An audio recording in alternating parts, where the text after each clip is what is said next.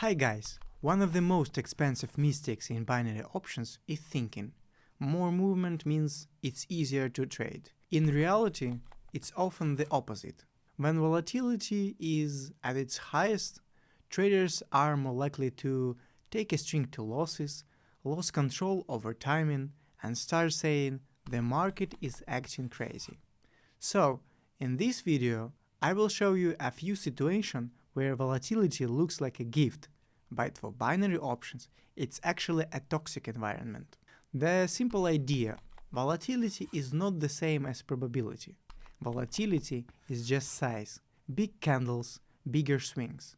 It does not automatically mean direction is cleaner, and it definitely doesn't mean the market is stable.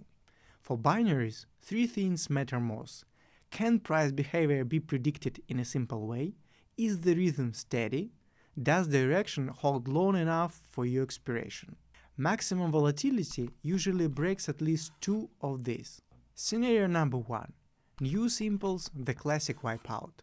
Think of big releases like CPI, NFP, central bank rates, major inflation reports.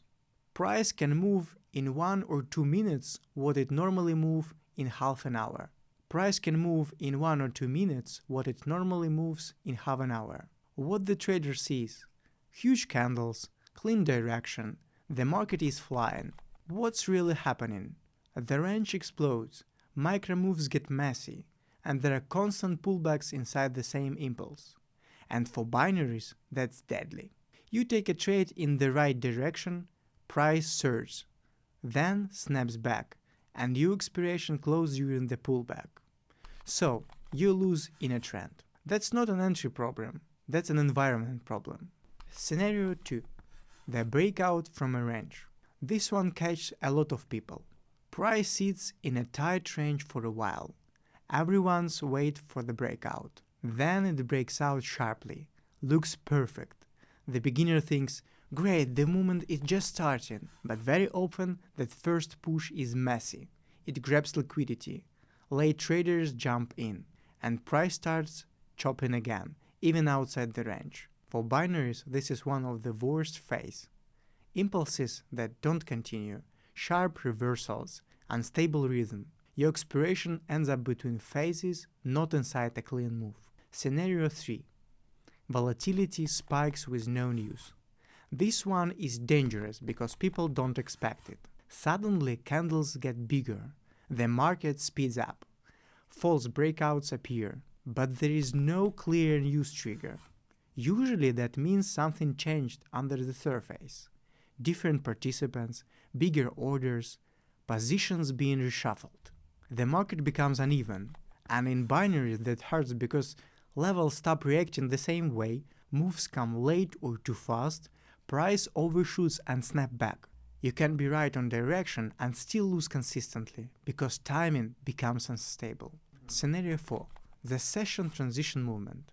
This isn't about a specific hour, it's about the transition itself. When one group of participants leaves and another comes in, behavior changes. Speed changes, rhythm changes, all patterns stop working. You will see price suddenly accelerate, then freeze, then reverse for no clear reason. Even if it is normal trading time, this can be a high-risk zone for binaries. How to spot when volatility turns toxic? Here are the signs. No fluff. Candles got larger, but direction doesn't hold. Price often closes against the move during your expiration. Level reactions are sharp and short, then disappear. The rhythm keeps breaking. Speed up, stop, pull back.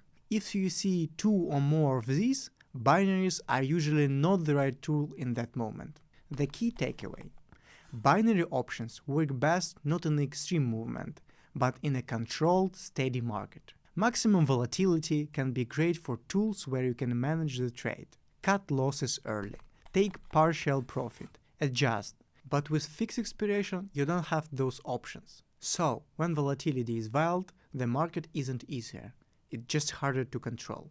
And here's the final thought. One of the biggest traps in binaries is that the market almost never moves in isolation.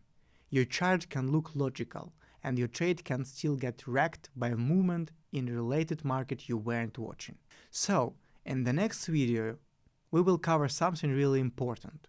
Why you can't analyze an asset in a vacuum. How correlations between currencies, indexes, and crypto can affect your expiration. How one market can confirm your trade or kill it in the last seconds. And how to filter trades using cross-market context, not feelings. If you start paying attention not only to your chart, but to what's driving the market overall, a lot of these unexplainable losses disappear without extra indicators and without making your strategy more complicated. If you want that next video, subscribe so you don't miss it. And in the comments tell me, do you trade new spikes or do you avoid them completely? Catch you in the next one.